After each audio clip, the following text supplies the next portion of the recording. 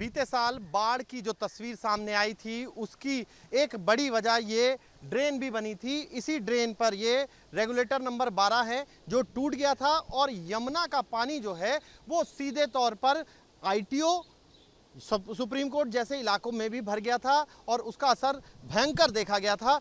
इसलिए इस बार इस रेगुलेटर को पहले ही बना लिया गया है, तैयारी कर ली गई है। और आईएनएफसी मिनिस्टर इस वक्त हमारे साथ हैं। सौरभ जी, पिछली बार तो ये टूट गया था और पूरा दिल्ली का बड़ा हिस्सा जो है पौष इलाका भी जिसमें सुप्रीम कोर्ट भी है वो डूब गया था। देखिए, पिछली बार 1978 के बाद आप कह सकते हैं करीब 55 साल की सारे रिकॉर्ड यमुना ने तोड़े थे और यमुना का लेवल 208.66 पहुंचा। और जो पीछे की तरफ आप देख सकते हैं, यहाँ से करीब 200 मीटर दूर यमुना है।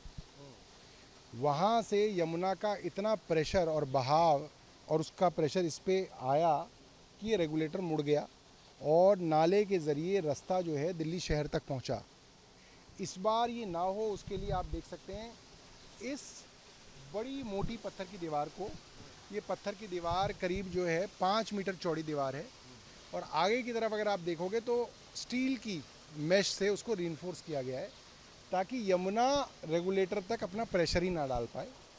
तो पहले तो ये जो दीवार है यही इसको रोक लेगी और उसके बाद जो रेगुलेटर है वो भी बहुत मजबूत जो है बनाया गया है, नया बनाया गया है। बड़े लेवल के पंप्स हमने इसके अंदर लगाए हैं, 32 हॉर्स पावर के 2 पंप्स तैयार हैं।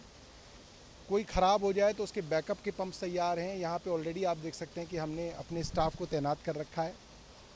बड़े लेवल की तैयारियाँ इस बार हमने की हैं। सर जी, तैयारियां बड़े लेवल की हैं, लेकिन बवाना वहाँ पर फिर एक बार जो मुनक नहर है उसका एक हिस्सा टूटा है और घरों में घुस गया है पानी। देखिए, बवाना के अंदर दिल्ली जल बोर्ड का पानी आता है, हरियाणा से वो मुनक नहर आती है और मुझे पता चला है और जल बोर्ड के लोग जो है वहाँ पे गए हैं। मैंने अपने विभाग से इरिगेशन फ्लड कंट्रोल के चीफ इंजीनियर को भी भेजा है कि अगर हमारी भी कोई मदद लगे तो हम उसके अंदर मदद करके उसको जुड़वाएंगे। यानी कि तैयारियों की अगर हम बात करें आपकी, तो किस तरीके की हैं ओवरऑल स्थिति में, क्योंकि अगर बाढ़ आती है तो फिर क्या हालात होंगे, क्योंकि पिछली बार बहुत ख़राब हालात थे। देखिए, पिछली बार तो क्योंकि 50 साल की सारे रिकॉर्ड टूटे, सरकारों की तैयारियां होती हैं कि भाई पिछले साल 2 साल 4 साल जिस तरीके का माहौल होता है उस हिसाब से तैयारी होती है।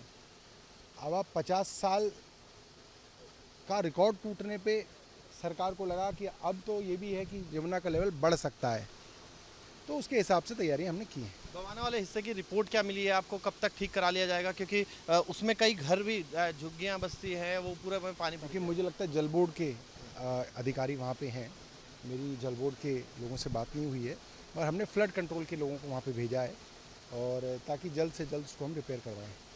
तो सौरभ भारद्वाज जो निरीक्षण करने के लिए यहाँ पहुँचे थे इस पूरे बैराज को, अगर आप इसको देखेंगे रेगुलेटर को, तो ये रेगुलेटर ही पूरा पानी के वेग से मुड़ गया था, जिसके कारण जो है बड़ी स्थिति खराब हुई थी। और वहीं उन्होंने सौरभ भारद्वाज ने जो दूसरी तरफ स्थिति बनी है यानी कि बवाना की, जहां पर जल बोर्ड का पानी जिससे आता है मुनक नहर से, वहां पर भी इरिगेशन एंड फ्लड डिपार्टमेंट के लोग भेजे गए हैं, जल बोर्ड के लोग भेजे गए हैं और वहां पर भी जल्द से जल्द कोशिश की जा रही है। सौरभ भारद्वाज का कहना है कि हालात को वापस सामान्य किया जाए।